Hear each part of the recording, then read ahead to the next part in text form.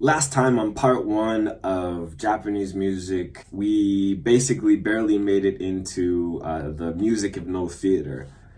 I'm gonna do my best to try and wrap this up in 15 minutes, and I want to go a little bit further, just hopefully talk about some kind of broad concepts about Japanese music that might help you understand the language and the people a little bit better. So, without further ado,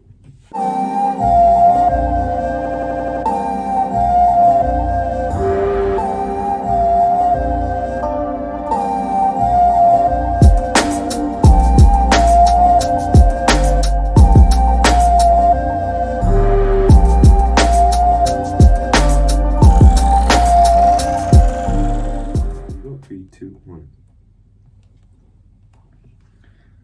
Okay, so last time we left off with the development of the no-kan from the ryuteki.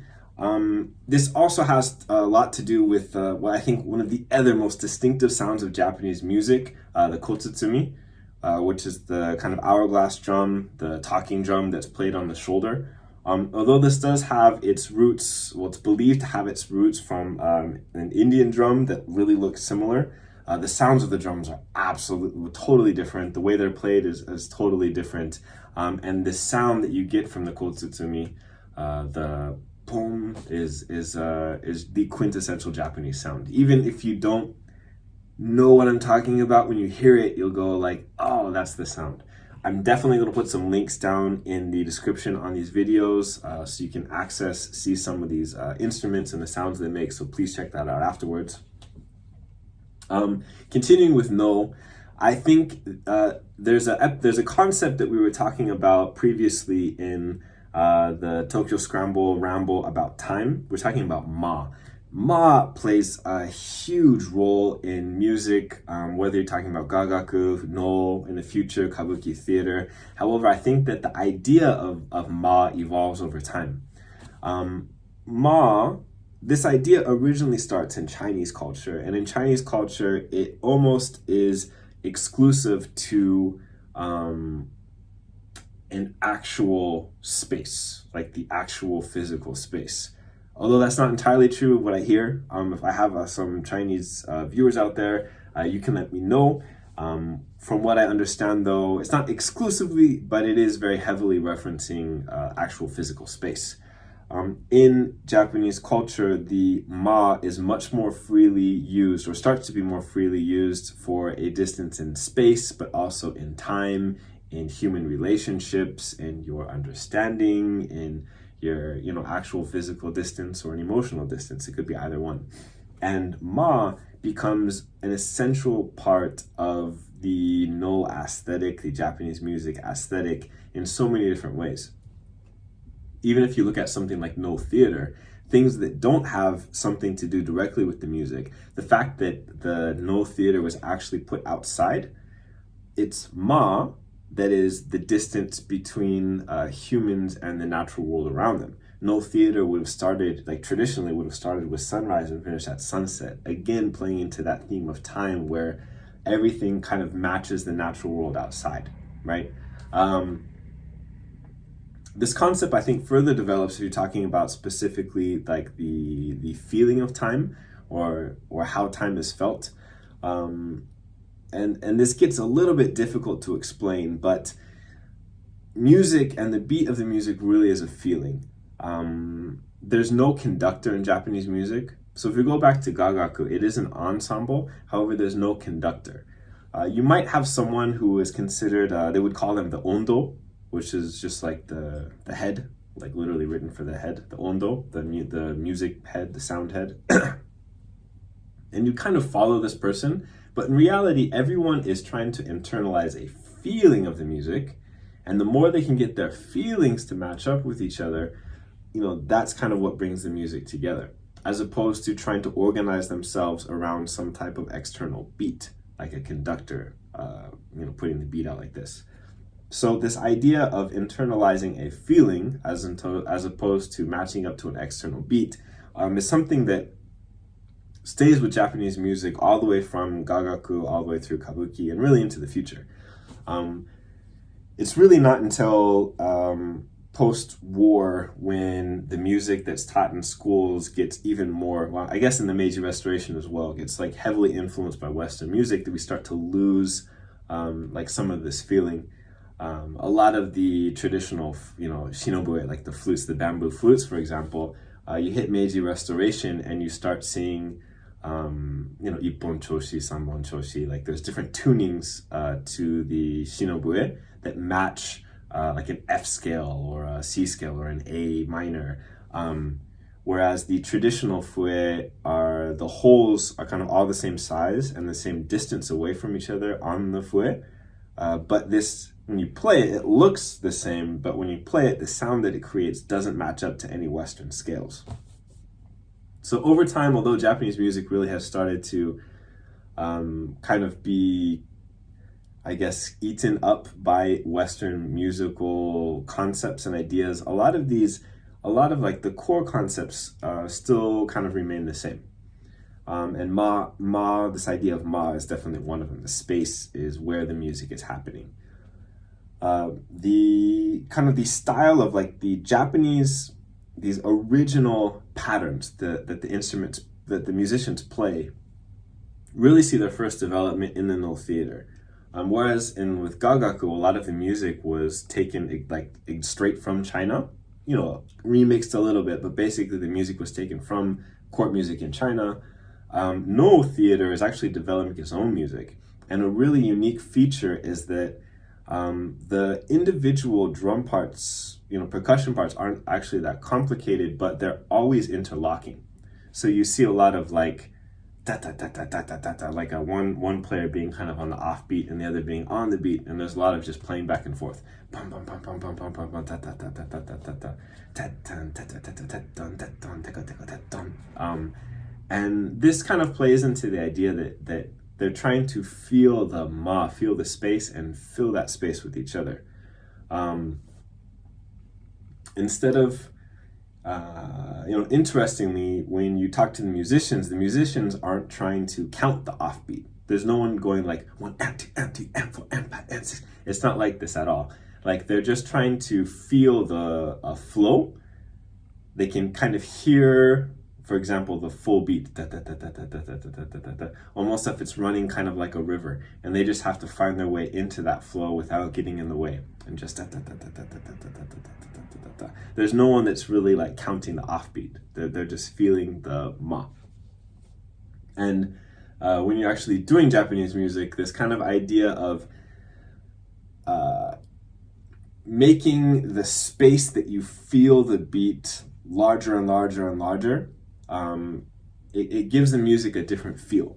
If you see someone playing music who's like breaking the beat down on the inside, like a really, komokaku, 1 yen, a 2 yen, a 3 yen, a 4 yen, a 5 yen, the feel of the music, you can kind of feel the fact that they're breaking down the music that way. Whereas if they're feeling a single, not even a beat, but a single time unit as something really long, like a full phrase, they're feeling is just like one beat or one time unit, it kind of creates an entirely different feel. And it's really the people who are able to master this feel that can have like a true Japanese sound, I guess, when it comes to music. And the people who can't really do this, no matter what, it just ends up sounding Western somehow. It's kind of hard to explain. So anyways, Noh Theater really solidifies kind of what I think to be the quintessential Japanese sound. It's in the Edo period, actually, that interestingly, women started kind of like this form of theater that it wasn't really high theater. It was more fun. It was like the Broadway versus opera. It was New York jazz. That's what it was. Now Kabuki is like high art, but at the time it was kind of like you're down and dirty. It was not that Broadway is dirty, but it was New York jazz basically. Now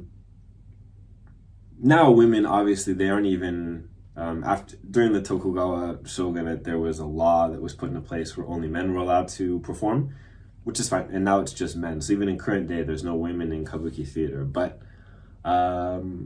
anyways, that's kind of beside the point. So in this Kabuki theater is introduced, and Kabuki theater is great because it starts bringing in a lot of different sounds, different instruments, different songs. It starts telling stories. To my ear, the music of Kabuki is a lot easier to listen to.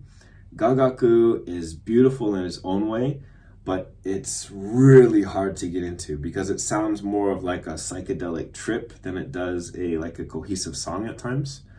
Sometimes it's hard to hear the melody because the melody doesn't really fit into like a scale. You can't find a pentatonic scale anywhere. It's just kind of this hazy, indescript. It's just kind of a free form, kind of psychedelic sounding thing. Noh Theater can get a bit out there as well, although with the kind of introduction of like that very Japanese feeling rhythm, it is a little bit easier to follow. But by the time you get to Kabuki theater, there are clearly songs, there's clearly pieces, it's a lot easier to follow, and a lot has been developed in the way of using musical instruments to do like sound effects and things for the plays.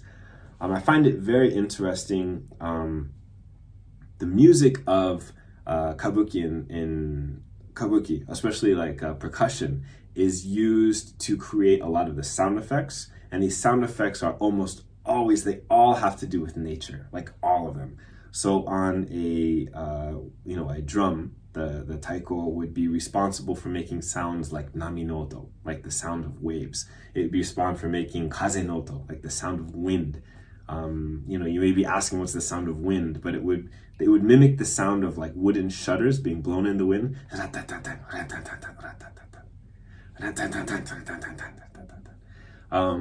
There's mizu no oto, which is supposed to be the sound of running water. Interestingly, it's really hard to imagine what running water would sound like, but it's actually just a steady beat. Dun, dun, dun, dun, dun, dun, dun, dun, dun, dun. Because these sounds would represent something in nature, but all of these like naturally occurring things would also have kind of their counterpart in the emotional or spiritual realm. So for example, like a moving body of water, like a river, would also be responsible for giving the feeling of something continuing forever into eternity. A raging storm, might be a little easier to see with like anger. If you have like lightning strikes and stuff, someone might be angry or fighting, or there might be a battle going on. So the sound of like a storm or lightning also has kind of like an emotional aspect to it. As we mentioned in like previous video about time, there's different sounds of like bugs, and in the kabuki theater there's a development of a bunch of all these like little whistles and like these little miniature tools that they use or they play, these little instruments that make the sounds of different bugs depending on the different season. And this all works its way into the music itself, like played on stage. I guess why this is kind of interesting is because, the way that Japanese music works is, we mentioned it was part of kuden, which is like this oral tradition. So every instrument makes specific sounds. The most common one that you might know you would know from Taiko no Tatsujin, that game. You have like don when you hit the middle of the drum in the middle, and ka when you hit the rim. So don and ka are the names of the sounds. And by putting these sounds together, an actual taiko player would know what to play. Dons, da don, don, don, karaka, su, dons, don, don, karaka, karaka, dons, dons, da dons, don. And in a lot of traditions, like you would have to learn how to, maybe even spend years just learning how to say a pattern correctly before you're even really allowed to play it. Each instrument has its own sounds. The fuehia to hia, the taiko, if you're playing like the shimedaiko, ten ten tadetsuku, or the taiko, don don doko don. I find this interesting because you also look at like natural sounds. The last video we talked about like the sounds semi make, like tsukutsukubo, tsukutsukubosh. The name of the bug itself is tsukutsukubosh. So every sound that maybe in Western culture we would hear, and we wouldn't hear a word. We would hear kind of like an indescript sound, just the sound of a drum. And you ask someone, well, what's the sound of the drum? And they might say something like, I don't know, boom, or ban, or da-don, dan. I don't know. They say something. But it's not really set. And by the Japanese language kind of encompassing the sound of music and the sound of the natural world within the language, it creates this really kind of unique thing that happens in Japanese culture, in Japanese language, in Japanese music, to the point where you can actually test like a Japanese, if you put a Japanese native speaker's head and you're reading like the electrical signals while they're hearing different things, usually if you're talking about an American doing the same test, language and music would be recognized by opposite hemispheres of the brain. Whereas for a Japanese person, music is actually recognized by the same hemisphere of the brain that you'd recognize language with.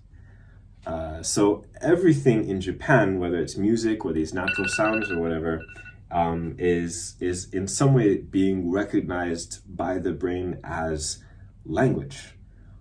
Which puts the Japanese language in a really interesting universe where the language itself is encompassing the natural world, it's encompassing music, it's encompassing everything. And that's part 2. Like I said, Japanese music is really deep. Again, for me, even to scratch the surface on this one, I would probably have to do a 10-part series. If you're interested in that 10-part series, let me know. And if not, that's okay. I'm ready to move on to the next topic. If you'd like to hear another Tokyo Scramble Rambles, give me an idea for a topic down in the comments below, and I'll do my best in 15 minutes. Until then, that's it for today. Tokyo Scramble out.